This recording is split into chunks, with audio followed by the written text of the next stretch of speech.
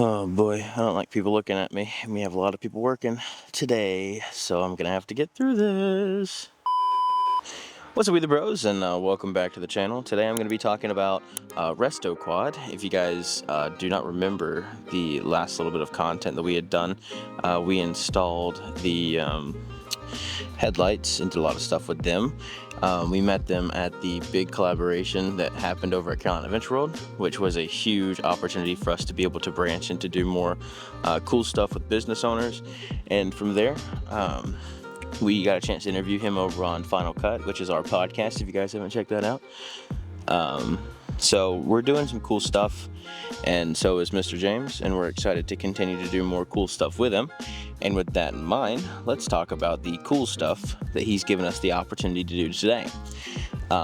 He has sent us over a Restoquad harness, and we took the liberty of reaching out and buying one from Kemimoto, and we're going to do a comparison between Kemimoto and Restoquad.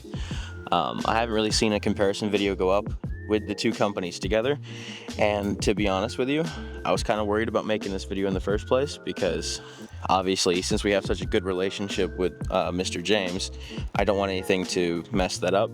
But we're going to give our honest opinion and look over the product and see which one truly is the best.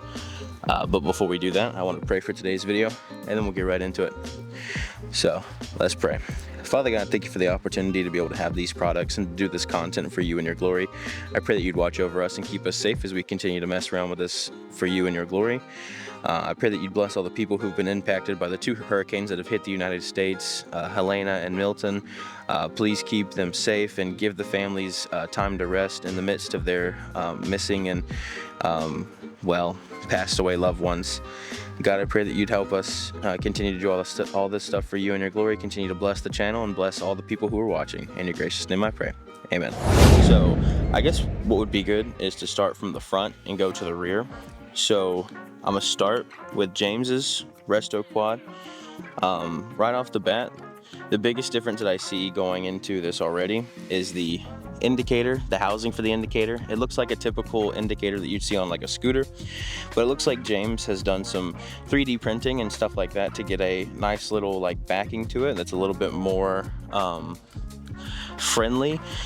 Because if you look at the Kemimoto back, what you'd have to do is you'd have to unscrew that at the base and then slide it onto your handlebars, whereas the Restoquad, you can back it off completely and then you can put it onto your handlebar wherever you want to without having to take all of the indicators or like the light switches and the grips and all that junk to be able to get it on where you need to get it on. So that's a huge thing that I'm glad that James has listened to do and to put that on, because it's a bit of a pain in the tail to have to take all of your stuff off your handlebars, especially for people that may use that for like racing or whatever.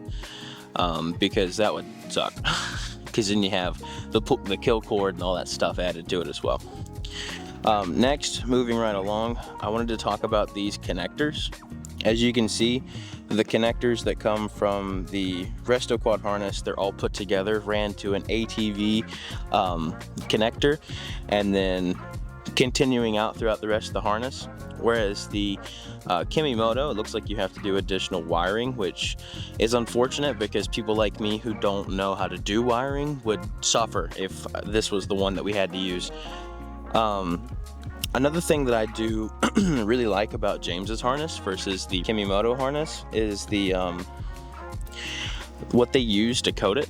It's this like material that's like almost like electrical tape, but it's like a sleeve, which I really like, because if anyone's ever picked up a four-wheeler that's been sitting out in the woods somewhere and you've picked it up to restore it, the first thing that you see that like loses its ability to work anymore is this material right here, and I'm not a fan of that. I'm not a fan of that for wiring, and that's just my own personal preference. Maybe some people like it, but I personally don't.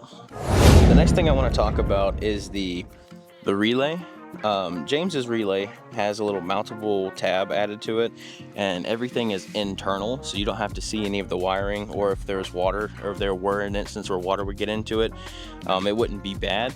And something else that's kind of cool is that you can take it off So let's say this goes bad, but the rest of the harness is still good. You can take it apart and you can just, well, buy a new one or tell James it broke and he'll probably send you a new one. Whereas the one that's on the Kemimoto harness, well, that one's not coming off without a little bit of force, and then you'd have to take it off. And I don't even know if you can find a part to replace that. I haven't done the legwork on that, so that could be a failure on my part.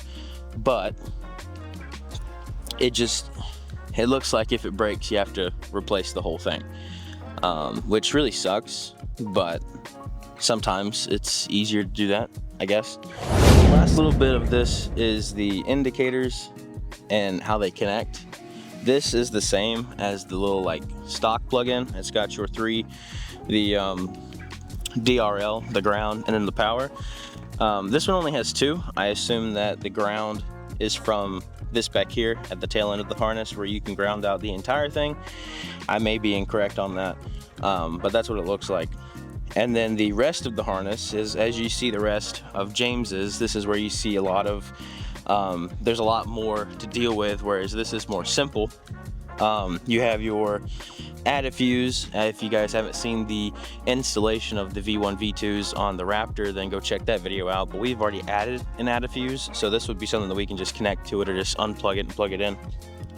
There's obviously your ground terminal, and then this right here is a tail light adaptation. And you can also plug this up to the rest of the stuff that's over here. You have the rest of the harness here, and then it ties into the V1, V2 tail lights, the concept tail lights that he sent along with it. So that's cool, but I guess that would also integrate with the potential of having one of his tail lights, because he does that as well. Something else that I'm glad that he added as a piece of attention to detail is, let's say hypothetically you want to add this to a Honda, or like Dad's Speed, he has an LTR, so he could run this if he wanted to.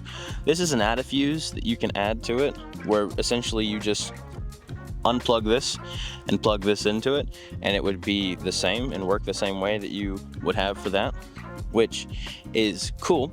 Now you may be asking yourself, how do you know if it's on or off? Well, this button here, if you push it in, you open the circuit. If you pull it out, you close the circuit. So this is an on and off switch that you can utilize for Hondas, LTRs, basically anything that has a battery but doesn't have a fuse box. That's how you can use that. And then obviously the Kemimoto harness has the add a fuse thing, but it's ran to an inline fuse. But this fuse doesn't come out without some force, and you'll break it. And this fuse does come out, obviously, for an add fuse or an inline fuse.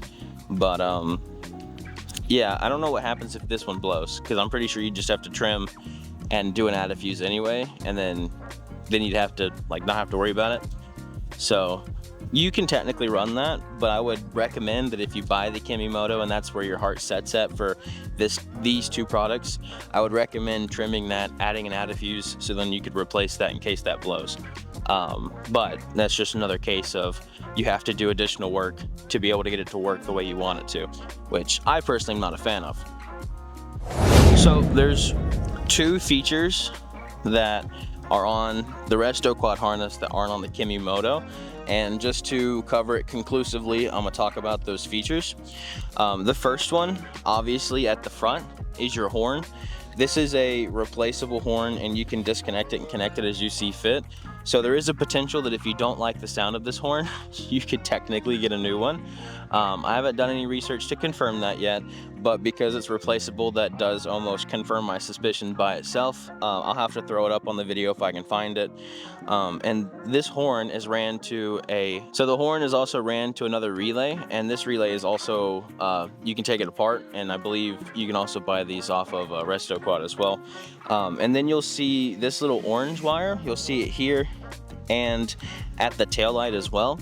So what this is set up for is you can run a 12-volt system directly to it. So like the light bar that Pete has on his Raptor for like dune rides or whatever, I assume that that's what he he went off of. And to make that happen, all you have to do is push in on the headlight icon on the housing, and then it sends 12 volts to the front and the rear, so you can utilize that for like lights, or yeah, those are features that you'll only find on the Restoquad harness. I feel like James has put a lot of attention and detail into this, and it looks really well. I do feel like the Kemimoto was put together almost like it was last minute kind of thing. They didn't really go above and beyond, but if you're looking for something that's cheap and easy, other than the additional wiring, I would go with the Kemimoto if you really want to. But I think for the quality, the customer assistance, and the replaceability of any of the parts that may go like haywire, I definitely would stick with Restoquad. Now, the only con that I've learned that I feel like most people would agree with me on is that when it comes to Restoquad, it's a little bulky, but obviously when you pack so much stuff into a small place, you're gonna get that. And honestly, it's not too big of an issue for me specifically because, well, with the Raptor's so long, there's enough places to stuff these wires to be able to get it done the way you want to get it done.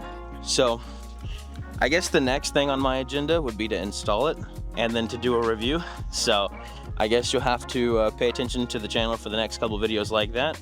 But obviously, drop your ideas in the comment section down below. Let me know what you think. Do you agree? Do you disagree? And yeah, if you want to, check out Restoquad in the description. We have a link that you can use to be able to purchase all this stuff.